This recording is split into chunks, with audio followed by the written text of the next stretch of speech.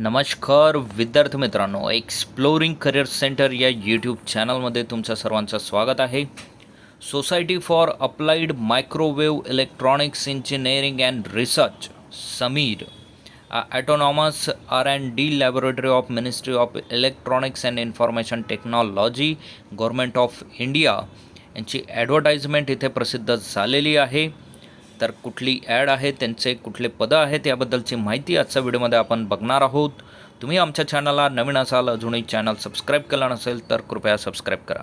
समीर ही पवई आणि मुंबई येथली आस्थापना आहे की ज्यांचा रिक्रुटमेंट फॉर अ कॉन्ट्रॅक्ट पोझिशनसाठीची ॲड इथे निघालेली आहे. So application links close on 12 August आहे. Tentative date for the test and interview इथे दिलेले आहेत. 17 August online test for SRS यांच्यासाठी, 21 August interview for PT, 22 August interview for PA आणि 23 August interview for SRS.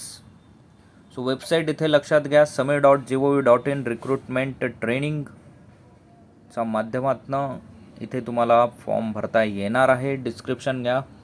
Senior research scientist electronics total 3 position. Senior research scientist electronics SRS-ELB मध्ये 1 position आहे. Research scientist electronics 30 position. Research scientist computer and IT 4 position. Project assistants electronics total 25 position. Project assistant physics total 4 position. Project assistants electronics 20 position. Project technician fitter 8 position. Project technician machinist 3 position आणि project technician Turner 3 position या पदाच्या इथे देण्यात आलेल्या आहेत. Senior research सायंटिस्टसाठीचं qualification details इथे तुम्ही बघू शकतात. सो डेजिग्नेशन असेल senior research scientist. Essential qualification आहे बॅचलर डिग्री इन इंजिनिअरिंग और bachelor degree in technology, master degree in engineering और master degree in technology, telecommunication, electronics instrumentation, control, microwave and master electronics 55% aggregate असणं गरजेचं आहे. Experience and job description 5 वर्षाचा अनुभव या क्षेत्रातला त्या व्यक्तीला असणं गरजेचं आहे.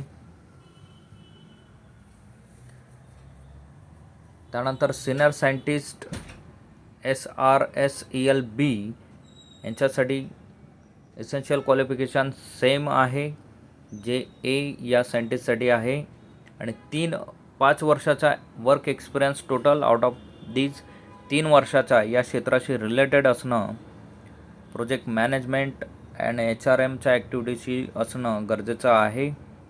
त्याच विद्यार्थ्यांना इथे चान्स दिला जाणार आहे. सो रिसर्च सायंटिस्ट इलेक्ट्रॉनिक्स या पदासाठी bachelor degree in engineering, electronics, telecommunication, microwave, master in electronics 55% मार्क्सने असणं गरजेचं आहे.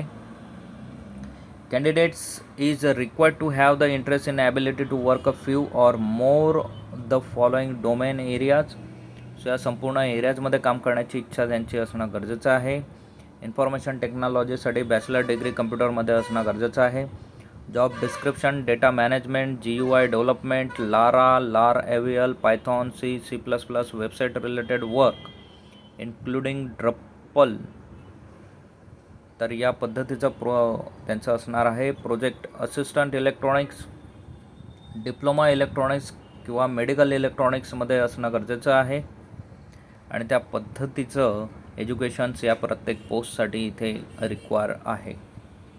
सो कन्सॉलिडेट जे पे आणि रिन्युमरेशन असणार आहे सिनियर रिसर्च सायंटिस्ट यांच्यासाठी 39,200, 5 years or more experience. Research scientist 30,000 per month. Project assistant 17,000 per month. Project technician 15,100. Project technician B 19,100. 3 वर्षाचा एक्सपिरियन्स महत्त्वाचा आहे. अप्पर एज लिमिट सिनियर सायंटिस्टसाठी 35 वर्ष, रिसर्च सायंटिस्ट 33 वर्ष, प्रोजेक्ट असिस्टंट 25 वर्ष आणि प्रोजेक्ट टेक्निशियन 35 वर्षाचं age limit असणार आहे. ड्युरेशन ऑफ कॉन्ट्रॅक्ट 2 वर्षाचा कॉन्ट्रॅक्ट असणार आहे. स्क्रीनिंग टेस्ट असेल रिटर्न किंवा स्क्रीनिंग टेस्ट घेतली जाईल. टेंटेटिव्ह डेट्स अवेलेबल करून दिल्या जातील. वेबसाईटला तुम्ही व्हिजिट करणं गरजेचं आहे. सो अशीच नवनवीन आणि अपडेटेड व्हिडिओ बघण्यासाठी आमच्या चॅनलला सबस्क्राईब करा, व्हिडिओला लाईक करा, योग्य त्या विद्यार्थ्यांपर्यंत ही माहिती पोहोचवा. थँक्यू. धन्यवाद. जय हिंद.